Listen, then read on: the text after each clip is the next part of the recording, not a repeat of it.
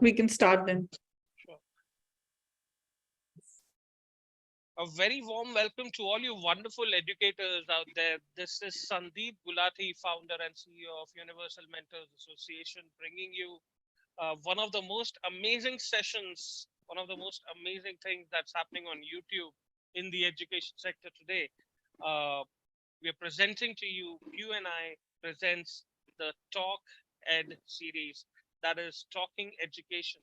It's a 10 episode series with over 100 odd educators who would be coming in live from their perspectives across India, and we'll be discussing day-to-day issues pertaining to education. And we have a stellar panel with us today for the first episode of this amazing Q&I Presents TalkEd series.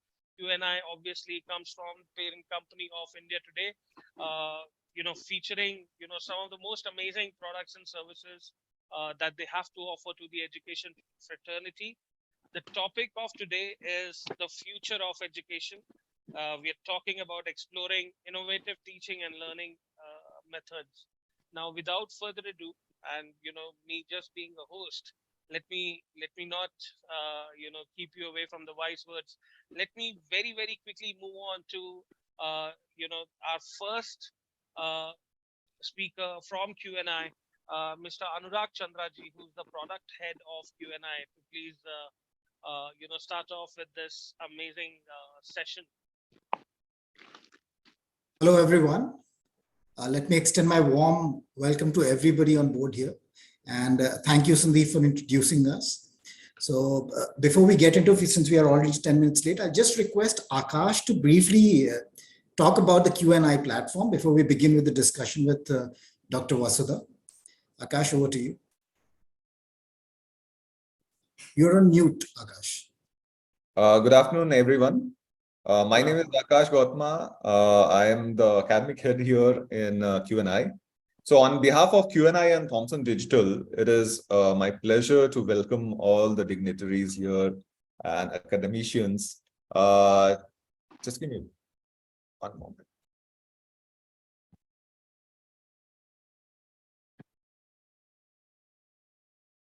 Sorry about that.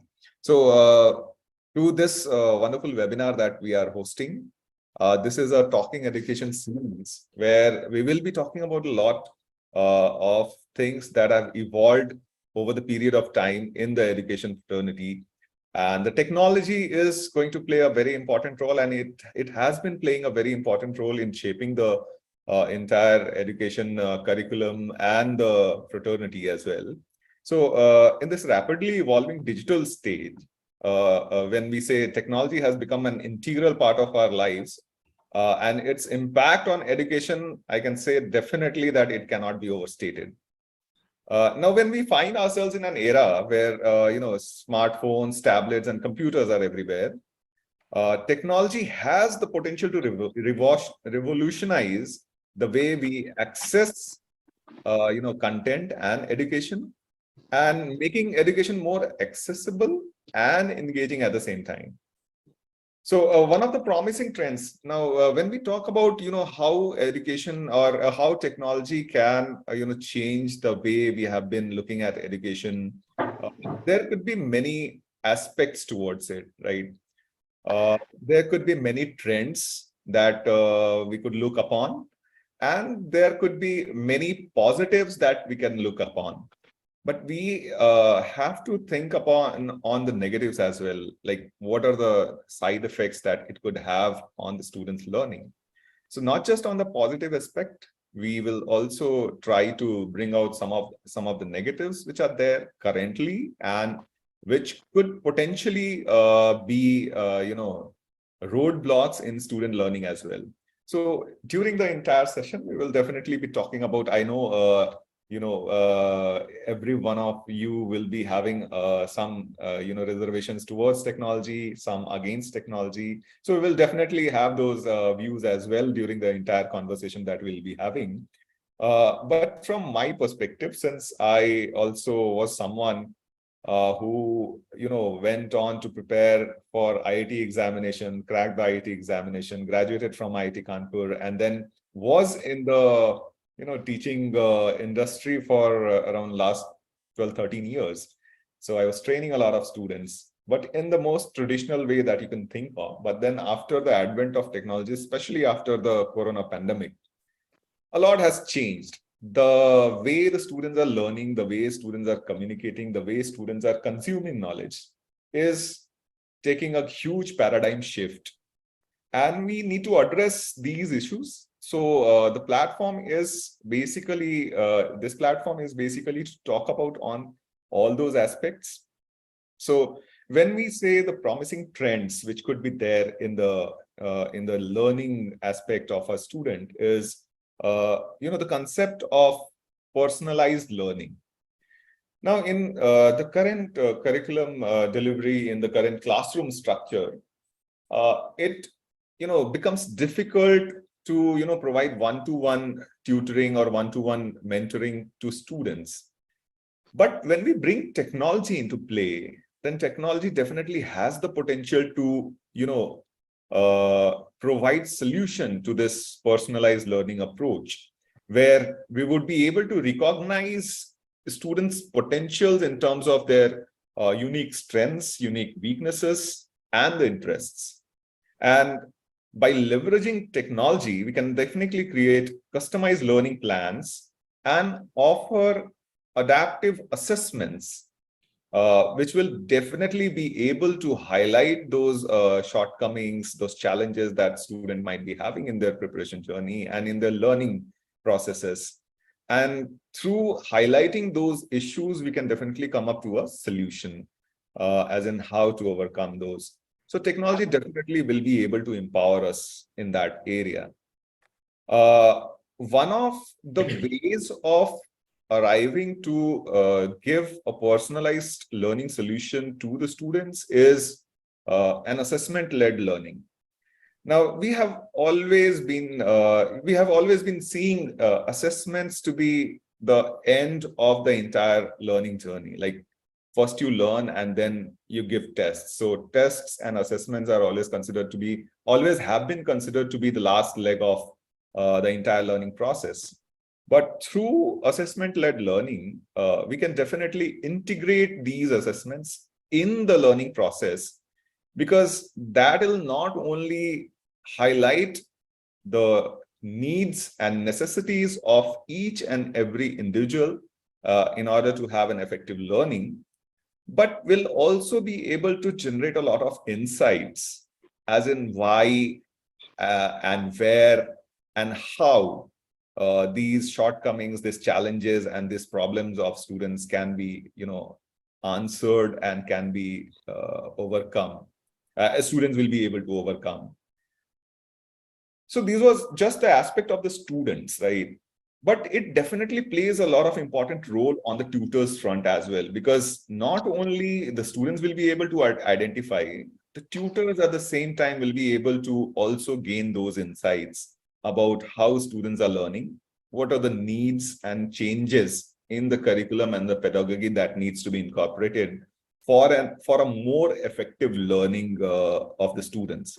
Because see, at the end, we educators are here to not just provide the curriculum learning to the students, but rather make responsible citizens who will be able to not just contribute good towards their own future, but also towards the nation building, right? So we carry not just the burden of educating students, but we also carry the burden of building a nation.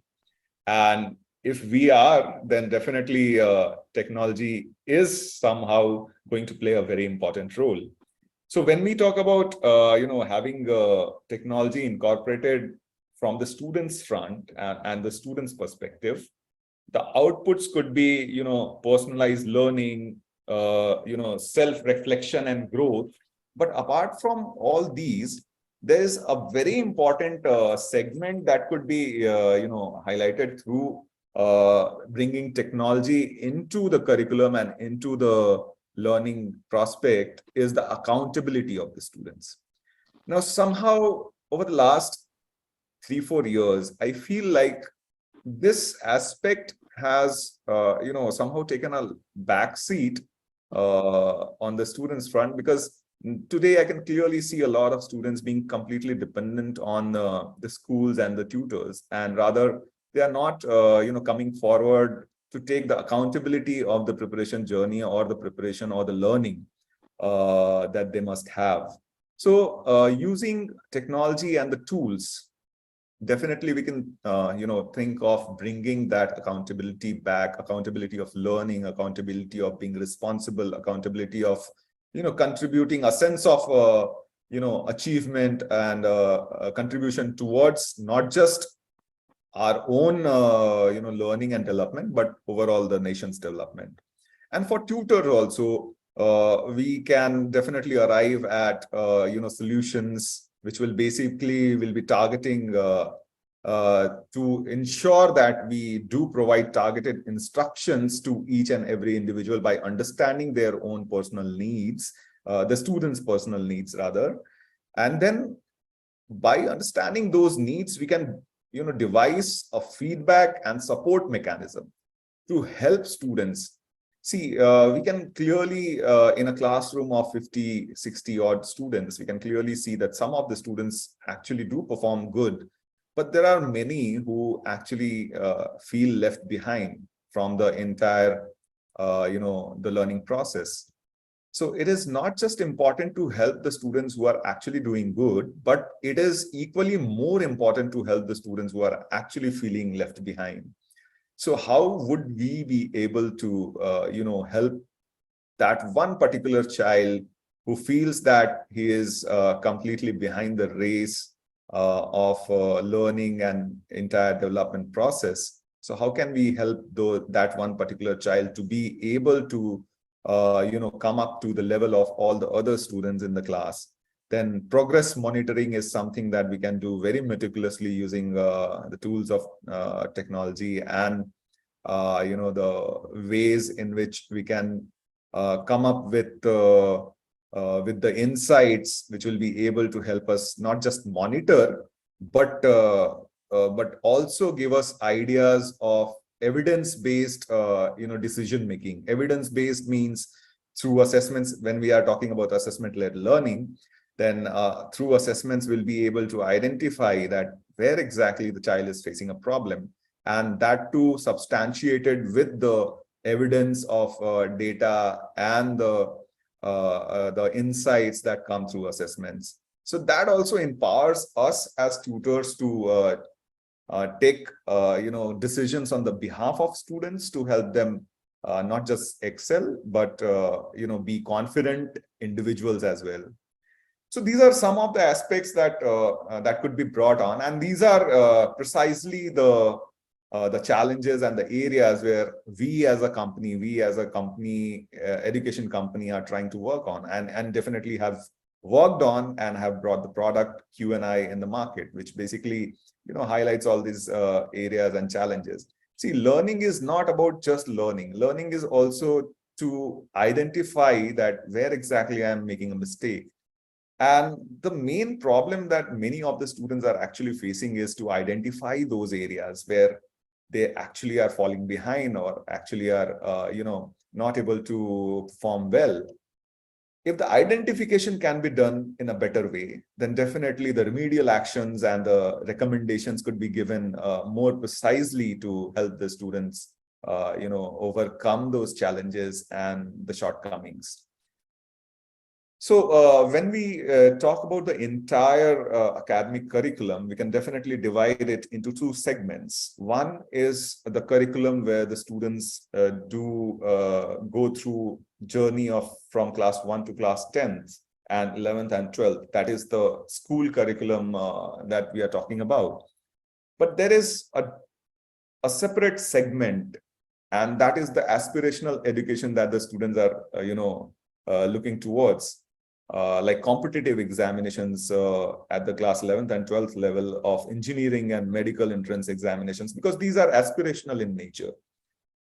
Students' aspirations are not just stopping at the level that I need to score good in my 10th and 12th board examination, but now aspirations have gone beyond that I need to score well in my competitive examinations like JEE and NEET. so that I'll be able to take admission into the prestigious IITs, AIMS, and many colleges of this prestige, so that not just I as a student will be able to learn a lot of career based or career driven programs, but I'll also evolve as an individual who will be able to contribute not just to my success, but the country's success overall. Because in the coming future, we are looking to become, the $5 trillion economy and, one of the superpowers of the nation. And that can only be achieved if we have, individuals coming forward and contributing towards that goal. And this is what we think that education and technology, when amalgamated in a proper way, will be able to achieve that. So these are my views, my thoughts, my starting, comments. And then I'll definitely invite all the people here, dignitaries here, to share their thoughts, what they feel like, how can technology, revolutionize education, shape the students' future, bring more efficiency in learning, and at the same time, what could be, the possible drawbacks of having, too much technology into education. So I now, bring again Sandeep back into picture, and then Thank you so much, sir. carry forward there. And so very aptly put. But before I move on to our wonderful panel of esteemed principals, I would quickly go on to our very, very special guest and a very dear friend of mine personally, Dr. Brijesh Karya, who is the CEO of Singhania Education. I think he is one of the most stalwart personality present today in Indian education system, where he has transformed the education system, especially for the Singhania group. So, sir, your take on on what sir has put up as a concept. Sure, sure. First and foremost, thank you for having me here, Sandeep, and the Q&A group. I'm absolutely thrilled and honored to be here in presence of stalwarts like Vasudha ma'am. I'm sure it's going to be a great and a fantastic panel, right? So with your permission, if I can just share a couple of screens that I had just ready for you all. If I can just share my screen quickly. Yeah, please. So what I want to take you all through is a few student attributes. We are dealing with a modern day child. Is my screen visible to all of you? Yes. Yeah. So basically what we are doing is dealing with the 21st century child who is no longer the child that he was 40 years back or 50 years back. So yes, technology is of paramount importance. I absolutely agree, right? So whenever we talk about technology with teachers, usually there's a fear that, okay, tech will come and replace me, which is never going to happen. Teachers are irreplaceable. However, a technology using teacher will definitely replace a teacher who doesn't use technology. That is something that I can for sure assure all of you, right? And that's why we need to first understand the mindset of the children. Today's children are global citizens, right? They talk about various colleges, various universities, various associations, right from when they're in grade 8, grade 9. They know what the Ivy Leagues are. They know which college is best for engineering, which college is best for design. So they're absolutely global citizens given the exposure that they're having nowadays through the model of internet, right? Second, they're adaptive learners. When we were students, I remember very clearly, you either had to opt for science or commerce or arts, which is now called humanities in many places, right? Which is not the case anymore. They're very adaptive. They try science, they don't succeed. They make a fantastic career out of commerce. If not commerce, humanities. If not all these three, we have seen many new professions. Many of them are YouTube channel runners. Many of them are Instagram influencers, musicians, sportsmen, which is brilliant. The kind of adapting speed that today's children have, nobody has had it in the past, right? Third, they're collaborative learners. They work well in teams. They work well in groups. So project-based learning, customized learning path can only happen through technology. In a classroom, if I am a teacher and I've got 40 students in front of me, in those 35 minutes, I can't do 40 different things for 40 students. But if I have a technology tool at my disposal, I can definitely make sure that once the children reach home, I can have 40 different assignments for 40 different students. That's the beauty of using technology, right? They are digital natives, which is very, very critical. I'm sure everybody will agree with this. I remember during COVID in one of the schools in South India, they used to have these MCQ tests online. and there's a software called as Discord. So the moment the teacher used to put up questions on the online portal, one of the children used to post all the answers on the Discord server, the others would copy it, and the whole class would end up scoring full marks. So sometimes even the teacher started wondering, am I such a good teacher that mere padhane ke baad sabko full marks aa jate hain? Right? So they are digital natives. The kind of exposure that they have to take, our teachers will have to upskill and make sure that they are there. And of course, today's children are forward looking. They've got communication skills, learning and innovation skills, life and career skills, and of course, information and technology skills. So if you're dealing with such children, you need to understand that they have 5 qualities. One is they're inquisitive in nature. I'm sure everybody will agree that nowadays in our classrooms, why is very often a question. For example, when we were students, we were asked, rather we were told that every action has an equal and opposite reaction. We would say yes, sir, or yes, ma'am. But today's children will question, why is it so, man? Can you take us more in detail and explain us? Right? They're very confident, purposeful, sociable, and of course, flexible. So keeping these things in mind, the teachers have to undergo a massive change and definitely start using technology. I'm a firm believer. However, the roles have to be clear. The teacher is excellent at teaching, so teachers have to focus on teaching, making the child understand. And nowadays the learning has to be student centric, so teachers don't have to be a sage on the stage anymore. They can be a guide by the side and make sure that the children are doing well. Technology can be used for better revision, better understanding, better practice, better assessments. Not only that, with technology you can get data, a lot of data, which is beautiful for carving out customized learning paths for children. So I think technology is the future, definitely, because if you see majority tech exams in India, the competitive ones especially, are moving online. If you see CLAT has gone online, CAT has gone online, majority CETs across the states are happening online. JEE Advanced has moved online, NEET has moved online. So it's only a matter of time that these things come to our school level also. So are we preparing our children for the future, for the exams that they have to write in future? I think tech is the solution. However, there has to be a fine balance. As I said, the teacher's role is extremely clear. The tech role has to be defined properly. Together, the teacher and technology are a winning combination. I can promise you that. So that's from my side. Great. So Thank you so much, Brijesh sir. It was such a it's always such a pleasure to listen to you Thank you. with Thank you all so the much. knowledge, and I'm sure uh, you know whatever you would have said, this could have been explained in a couple of hours in a complete session as well. And we would love to do a session Sure. on your presentation as well. In the meanwhile, let's move on to our amazing panel. To introduce you first, we'll have Dr. Vasudha Neelmani ma'am, who is the principal of Rockwoods International School. Welcome, ma'am, Thank you. on the panel. We have Ms. Reena Umashankar ma'am with us, who's the principal of our RSK International School.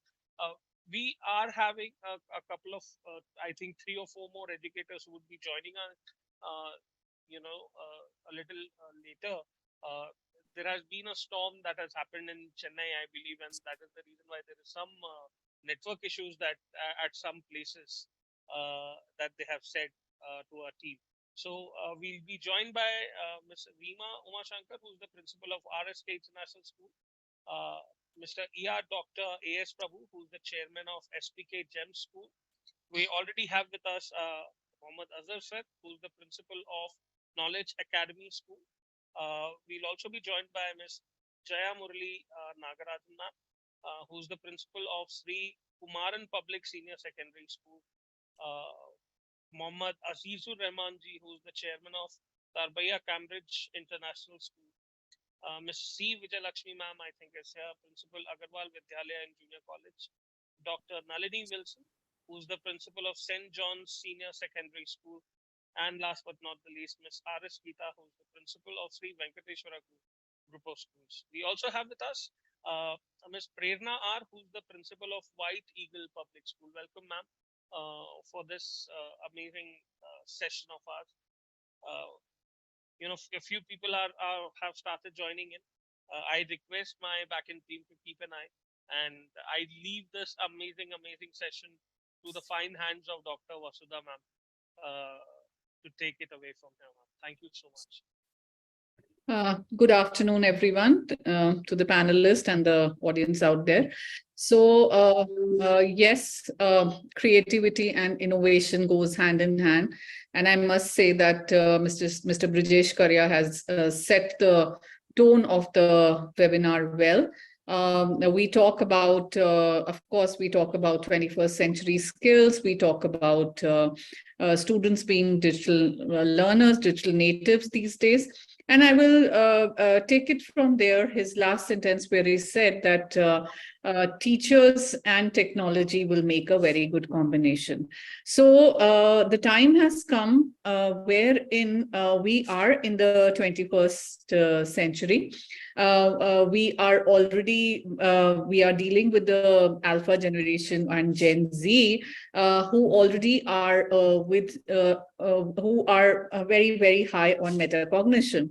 They are very, very high order thinking skill students, and wherein they would like to know how and whys of the thing, and that's very, very critical. And gone are the days where when questions were asked, so teachers used to feel offended about it, that this is not in the course. But here we are expected to be there with all the answers, or if we don't know the answer, we can just tell them, let's find the answer together. So that's where I come from. And when we talk about the timeless seas, and with the other edition, which is called growth versus fixed mindset, if we want to incorporate these skills in our students, of course, we as educators must possess these skills of 21st century, where it is creativity, where it is critical thinking, where it is communication, collaboration. And the time has come for the collaborative intelligence, wherein we all share the best practices, what we are doing, and how we can take it further.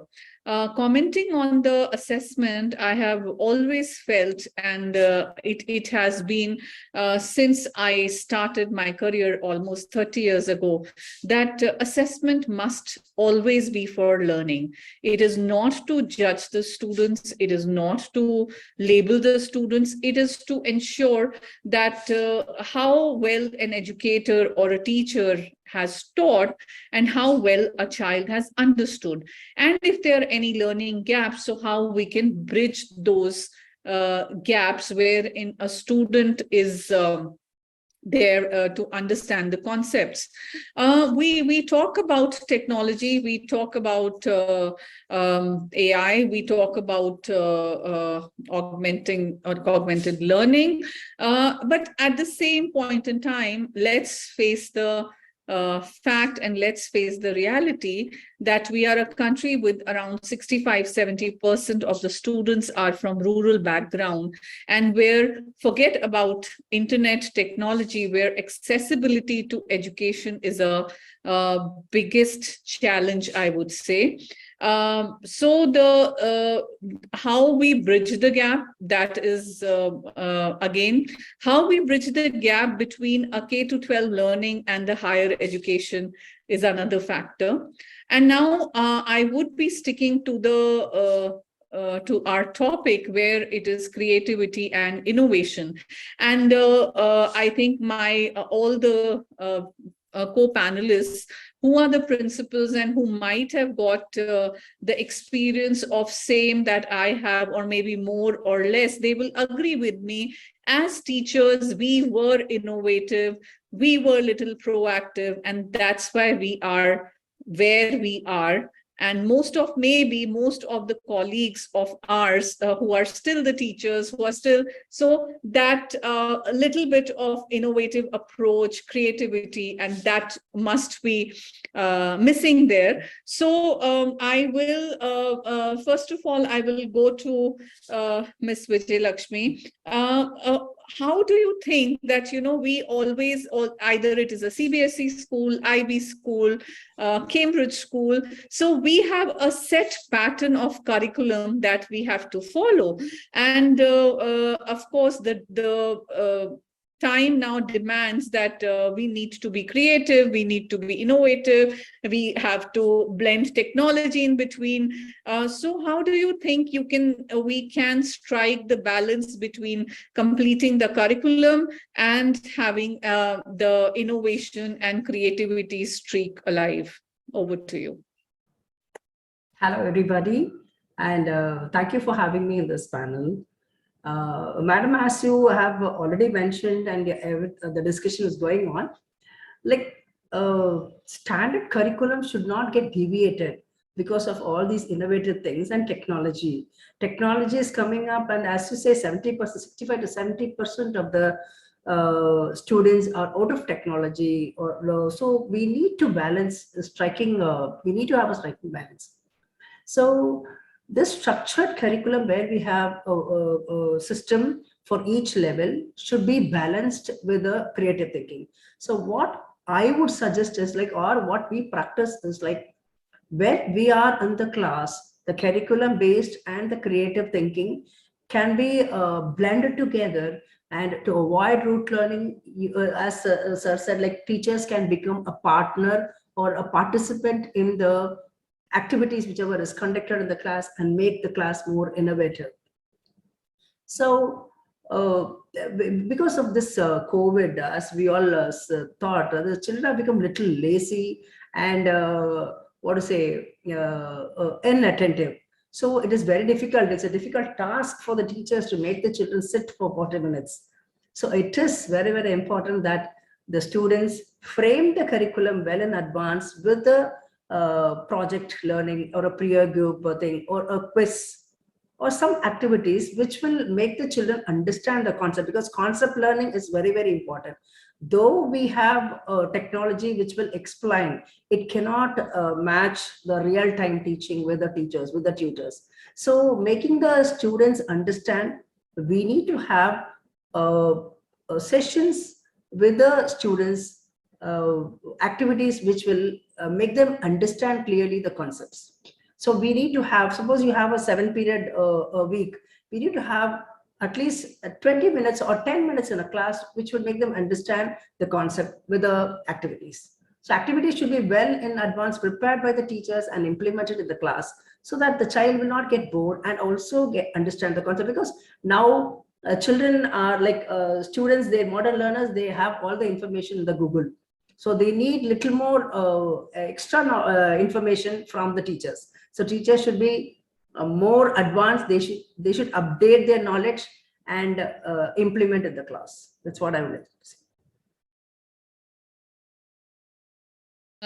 Thank you, Ms. Vijay Lakshmi. I would love to have, if anybody wants to add something to what Ms. Vijay Lakshmi said, if there is something new, any new point you want to add, you can just raise your hands so that we can unmute them and give them chance. If anybody wants to add something in addition to what Ms. Vijay Lakshmi said.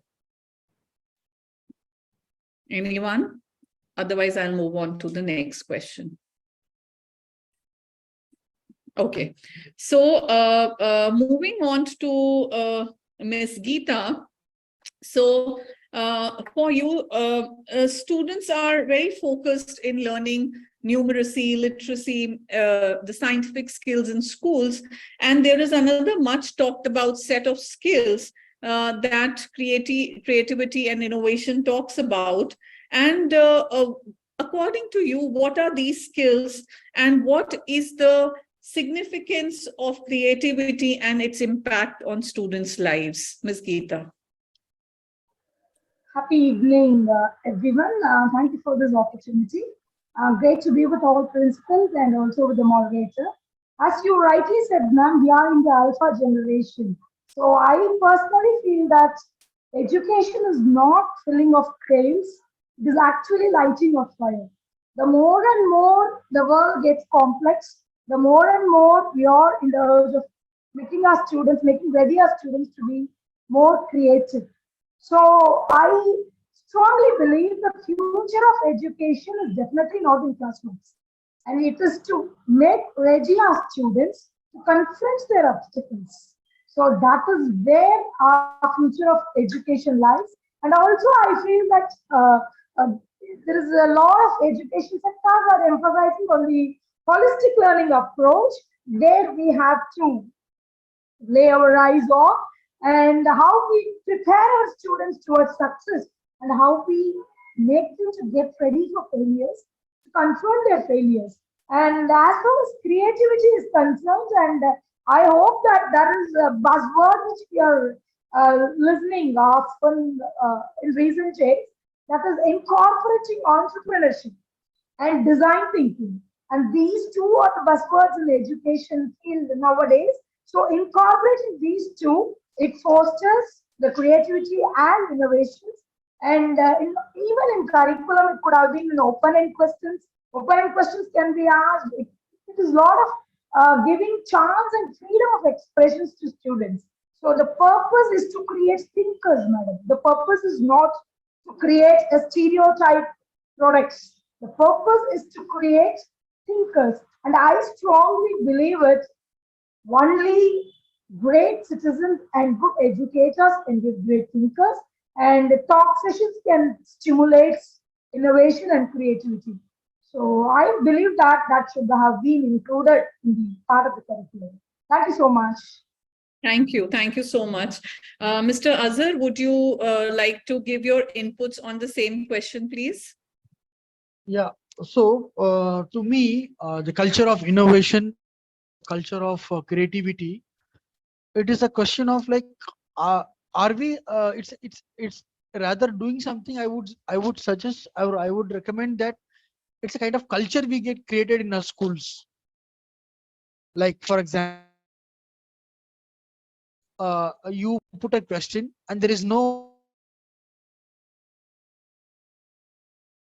So when we interact, like as managements, as principals, when we interact with teachers, uh, that's the approach we shall bring it up.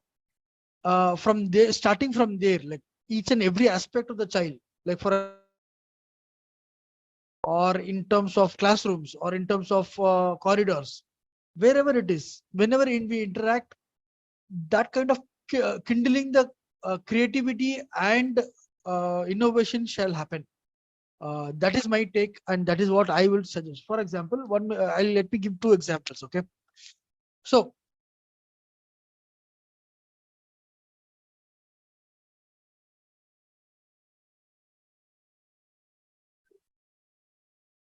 that will help them to innovate in every aspect of their work. And at the same time, when it comes to children, when they ask what is the right answer, or when they do some project, giving them the solution, we ask them to discover and give them a kind of questioning skills, develop them in their questioning skills, and develop them in is what I would suggest. Yeah. Thank you. Thank you so much. So my next question to any one of the Q&I team would be that according to you, how can educators effectively assess and evaluate students' creativity and innovation in the classroom? So I think any one of the Q&I team can answer that, please.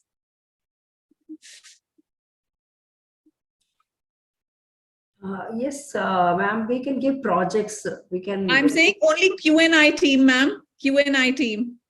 Anurag, you are on mute. Would you want to take it or should I go ahead? Go ahead. Okay, so technology, ma'am, I agree that we all agree that creativity and innovation should be nurtured. But a very, very key problem or a challenge that the teachers face is how to assess how the students are doing.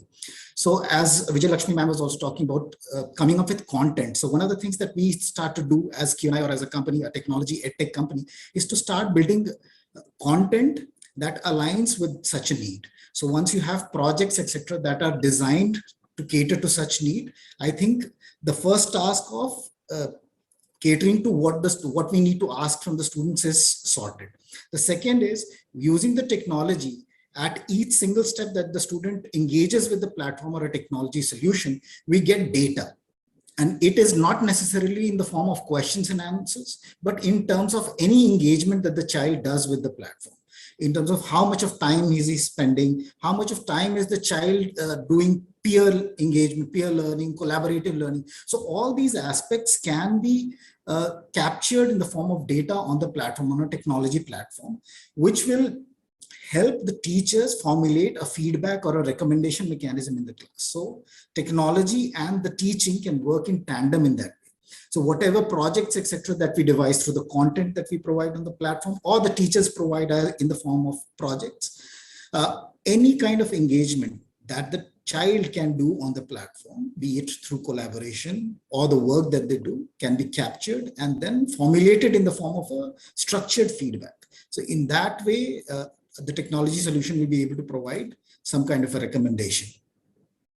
So you mean to say that this will play as a dual role for assessment and evaluation also? Absolutely. Analytics is a very key aspect of a technology solution, because teachers anyways have textbooks and other places where they can generate the content, but it's analytics that forms the basis of what next. So only if you have that analytics can we go ahead and do. And the granularity of it, not just the analytics, the granularity of it, as in the information that can be derived out of those analytics, how well curated and well structured that information is to provide the sort of recommendations and remediations whenever needed. That basically creates a lot of difference. Okay, thank you. Ms. Vijayalakshmi, you were adding some points, and post that if anyone wants to add, they can. Ms. Vijayalakshmi, you were adding some inputs to this.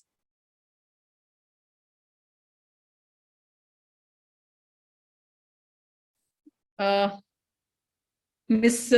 Rima, you want to add some points to this question?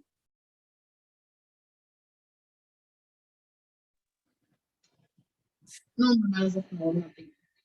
Okay, so my next question is to Ms. Prema. How can collaboration and interdisciplinary approach enhance creativity and innovation in the education?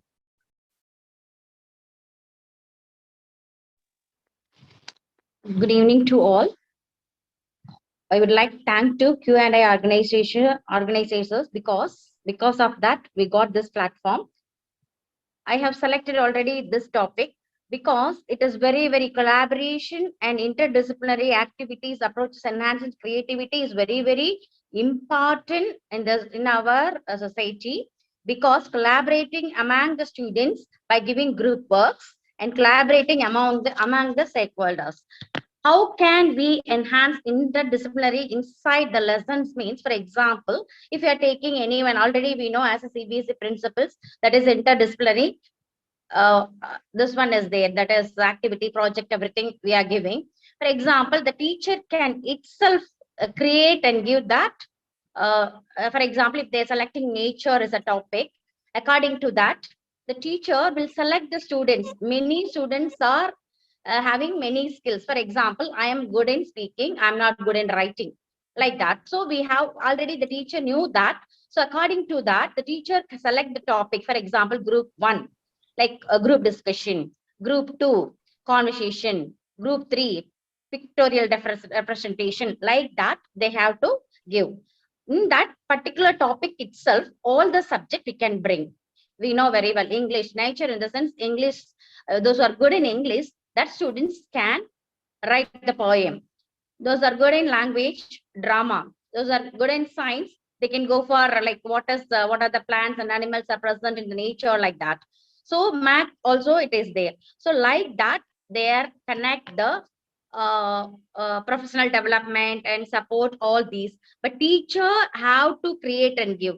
Suppose if you are asked the students to do something, this topic like that, if you are giving means the students can come up with their ideas. We can get lot of ideas because of this what sir said, no, like medias, everything it is there. So they are selecting that, they are bringing lot of ideas, so we can share all the students. I'm strongly believe collaboration is very important, but at the same time the teachers They have to work accordingly. We have to train the teachers. As a leaders, we have to train the teachers what is creativity and what is interdiscipline, innovation, everything we have to inform them. Then we have to implement inside the class. This is what my point. Thank you, ma'am. Thank you. I would request everyone to put your videos on, because we are on, I think, live YouTube streaming. So, yeah, thank you. Now, coming to Ms. Rima, how can you think that parents can create a home environment that can support students' creativity and in sync with the school's requirements? Good evening, ma'am. Good evening, everyone. Most of the parents don't know actually what is this. Like, they have to create a home environment, and they have to collaborate with the school, that is with the teachers and all, to bring out the creativity among the children, which will help the children to do a better learning. So most of the parents, they don't know this at all. So first, this kind of session to be given to parents also, according to my view, because children are here in school only for 8 hours, and the rest of the time they are at home, where the parents also are equally they also take the equal part in creating and building and molding the child. So the parents have to collaborate with the educators, mainly with the teachers, and they have to follow certain rules and regulations what is told by the school. For example, mostly in schools they say that avoid sending your child to tuition, because the way of teaching in school is different and tuition is different. But 90% of the parents, they send the children to tuition, saying that no, I don't have time at home to take care of my child, or saying that I'm not at home, so I want my child to go. All these things happen.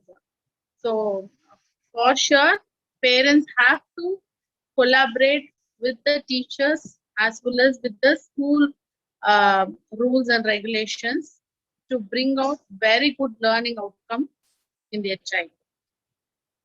Thank you. Mr. Anurag, you want to add something to it? You have risen your hand. Yes, ma'am. So Rima ma'am rightly said that there is a lot of challenge in getting the parents on board for the child's learning. And we all would agree that parents have to become an active stakeholder in the child's learning process for the child to be successful in the future.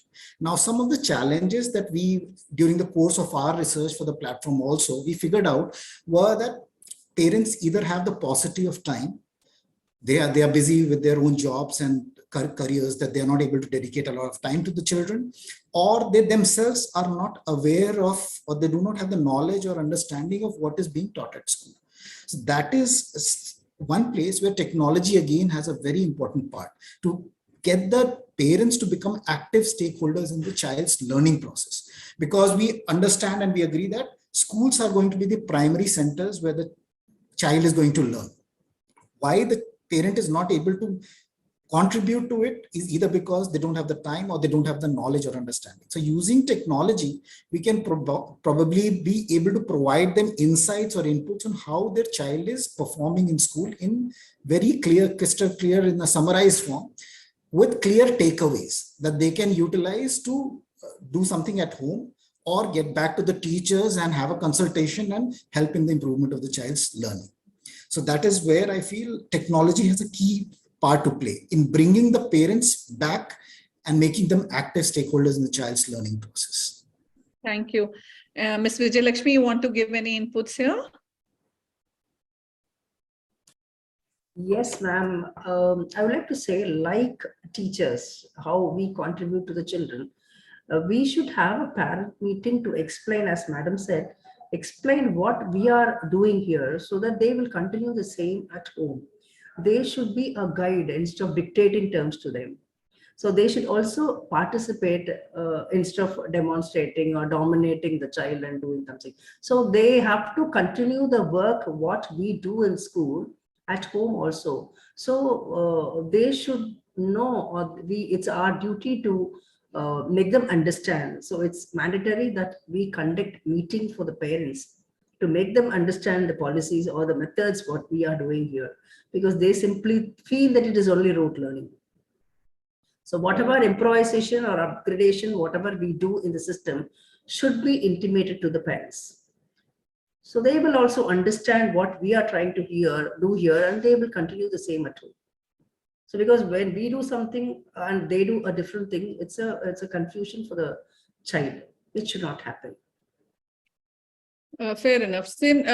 So my next question is to Q&I team. They can start and other panelists can join in. Since they have come up with the solution or platform that is going to help in the coaching we talk about. So what role does the education system play in either fostering or hindering students' creativity and innovation? Because when we, is it related to at systemic level? Is it related to policy decision? Because new education policy, which was drafted, they said that slowly and steadily they wanted to eradicate the so-called dummy schools and coaching centers. But again, we see that there are lots and lots of coaching been given now for the CUT exams also. So what are your views on this, that where to strike that balance, and where it comes from? Where is it a systemic pressure, or is it a policy decision? Whether because of course when you have come up with your product, so you have put in a lot of innovation and a lot of creativity to it. So how do you think you guys can answer to your pertaining to your thing, that how your product can either hinder or foster creativity and educate, or the principals, the fellow principals can take it from there and give their views on that? So maybe any one of you, please.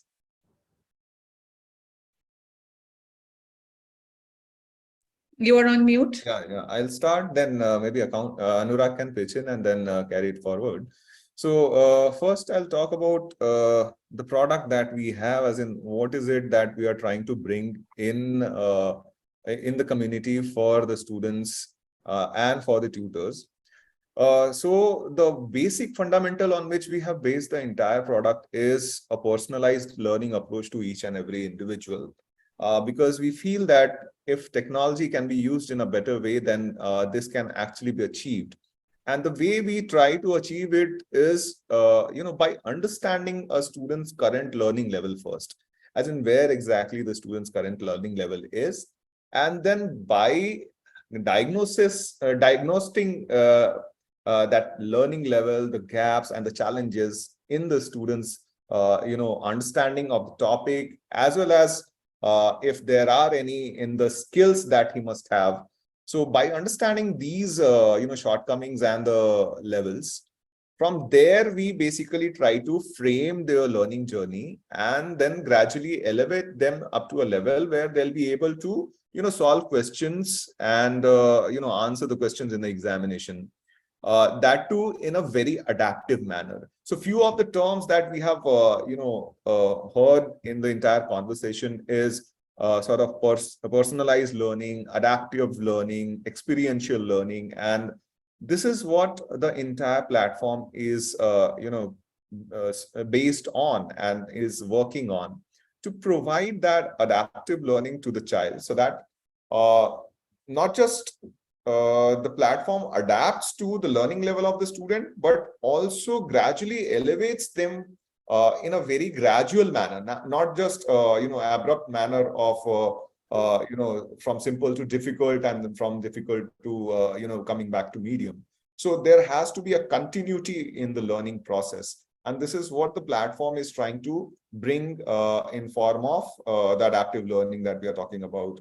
And at the same time, since we have seen that the role of analytics that is going to play, not just for the student, but also for the tutors, as in the students will be able to understand that where exactly are their learning gaps, not just at the conceptual level, but also at the skill level. And at the same time, the tutor will also have those insights so that they'll be able to help the students to overcome those roadblocks that they are facing in their learning journey. And coming back to, after highlighting what is it that the students must do or the tutors must do, comes the remedial actions and interventions, which is basically provided on the platform itself through all the data. Because as we say, data not just comes through the analytics of analysis of the test and assessment that the students do, but also the sort of engagement that they have with the platform. So using that data, what is the interventions or remedial actions that are to be proposed to the students is what we have come up with a solution. Now, this was stressing on the part that how exactly we have made the platform and how it works not just for the students but also for the educators, to bring more effective learning to the students. At the same time, the question that you posed that with all the policies and the government coming up with NEP and then examination like CUET to basically curb on the existing parallel infrastructures other than schools, which the students not only are devoting a lot of their time in the school, but also going to these parallel structures and then ultimately are not having enough time to have a proper self-study, and basically investing themselves in their process of learning and not be in control of the entire learning process. So I feel that if platforms and learning solutions could be provided in such a way that they'll not create a parallel structure, rather they'll basically help the existing structures of learning like schools and colleges that are already there and supplement them with these extra inputs that are absolutely essential to ensure a smooth, not just a smooth learning delivery, but also a smooth learning outcome. If that is available, like the platform that we have, so that will basically not just empower the current structures, education structures, but also, provide sort of a control of learning in the hands of students. Anurag, if you want to add a few points to it as well. So Akash has, rightly pointed out on how and what the philosophy behind the Q&A platform is. Coming back to the question on is it a systemic problem? So when you're talking about the education system, the schools, as well as these parallel, the coaching institutions or the online education companies that sprang up during the COVID times, all that together form the education system. Now, when these companies, or when you look at the coaching institutes as well, what they try to do is build a parallel structure, as Akash was talking about. They don't complement what is already there. See, school education system has been in place for a very long time. It's a robust system. Now, whenever a new coaching institute or a new online company comes and it starts to reteach everything that you're teaching at school, that is where the problem is. So yes, the problem is at the systemic level in the redefined education system that we are trying to project with coachings and other bodies in place as well. So what we want to do, how we foster creativity and innovation as a company is by partnering or collaborating with the school. We believe that learning or imparting learning to the students is primarily the responsibility of the teachers at school. We are there to just empower them with tools, with data to make that decision and also provide real-time feedback so that their whole recommendation process or their learning process becomes streamlined and more efficient. Thank you. Anybody wants to add? Ms. Geeta, Ms. Vijayalakshmi, Ms. Prema, do you want to add something to this? Okay, so last but not the least, see, I strongly feel that any educator can deliver what they possess. So this question is to all the principals one by one. So starting from Ms. Prema, what role according to you does the professional development plays in having the professional development of teachers? It plays in in ensuring that we are able to promote innovation and creativity and other 21st century skills in the classroom. So over to you, Ms. Prema.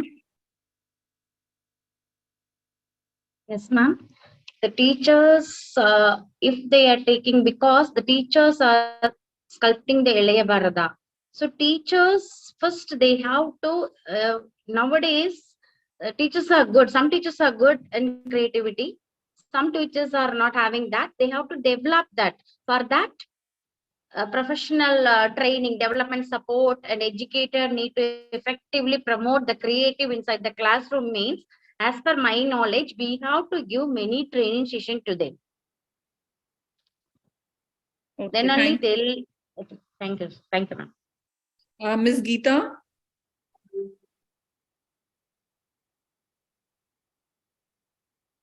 You have to unmute yourself.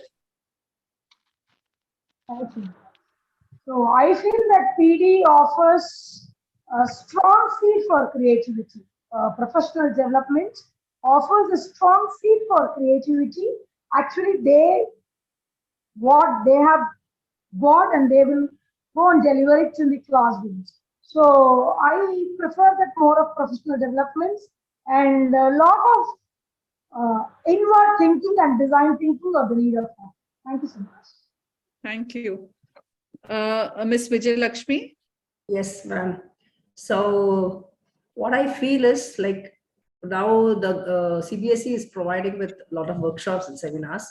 So if the teachers are allowed to take part in the workshop and seminars, I think that will be really useful for them to upgrade themselves in their knowledge, and they have to have internal department wise workshop to develop their knowledge and in the curriculum, according to the curriculum they can create innovative thoughts with their peer group teachers department wise, and they can come out with new ideas. So it's our duty to give them the platform to do that. That's it. Okay, thank you. Mr. Azhar, your viewpoints?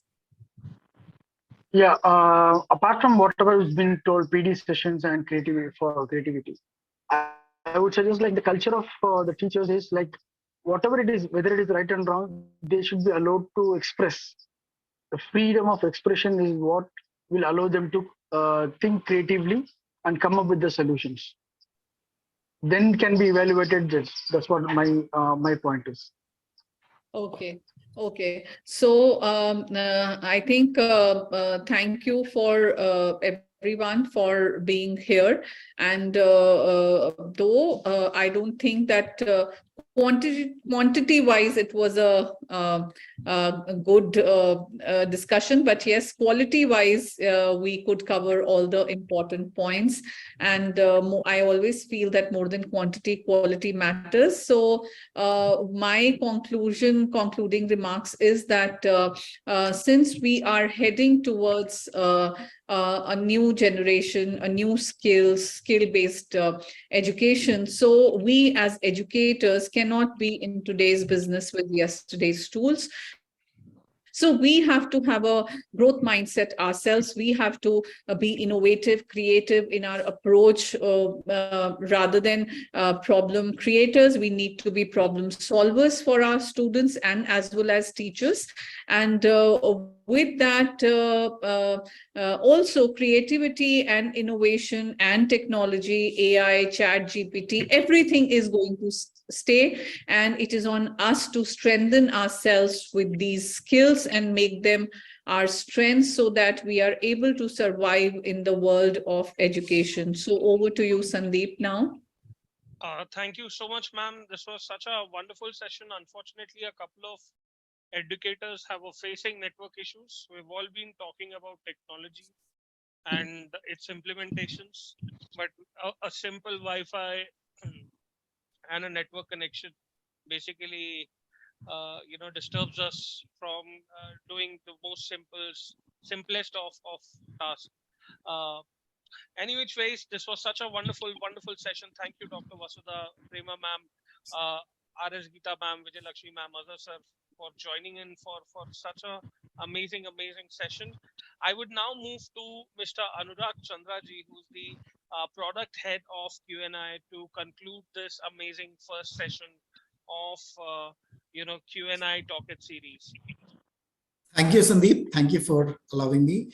Let me thank everyone for attending today's discussion and also contributing to all the various questions that Vasudha ma'am put up. We believe that the perspectives that have been offered by all our panelists, they have basically highlighted the importance of innovative teaching methods and strategies to adapt to the changing student needs, or the changing 21st century student needs, as Dr. Brijesh also pointed out. Improving learning and delivery in education is an evolving process, and we were happy to facilitate this in this important forum. Special thanks to Sandeep for hosting, and Vasudha ma'am for facilitating the discussion. One of the key takeaways for us here has been that technology and teachers will prove to be a winning combination for fostering creativity and innovation in future. However, a balanced use of technology that complements what the teachers teach in the class is probably the way to go about. Also, to aid the teachers' professional development, to upskill, would also be able to improve the innovation and the creativity aspect that we are trying to bring about in our existing education system. We would also like to thank Dr. Brijesh Karya for sharing his thoughts on the future of education and talking about the 21st century student. And we also extend our sincere thanks to all our panelists who have participated and shared their thoughts despite some disturbances that I hear have been happening in Chennai. And thank you for making the discussion interactive and purposeful as well. We feel that all the panel members here who are experienced educators, and us as an organization that is dedicated to improving learning outcomes for the children and also to empower teachers, there is a lot of common ground to explore and collaborate in the future. So we look forward to connecting with each one of you present here offline at a time of your convenience to take the discussion forward. And we would again thank all of you. And we would also be sharing, I guess, a virtual kit with all of you post the discussion. And in case you're interested to know more about Q&I, do go through our brochure and the website, and feel free to drop us a line. We'll be very happy to help you out with that. And we look forward to an opportunity to connect with each one of you in person in near future. Thanks a lot for participating. Thank you. Thank you so much. Thank It was you, such a wonderful session. To all the wonderful viewers, do not stay tuned on this amazing TalkEd series. Episode 2 is coming tomorrow. 3 o'clock to 4:30 is the timings.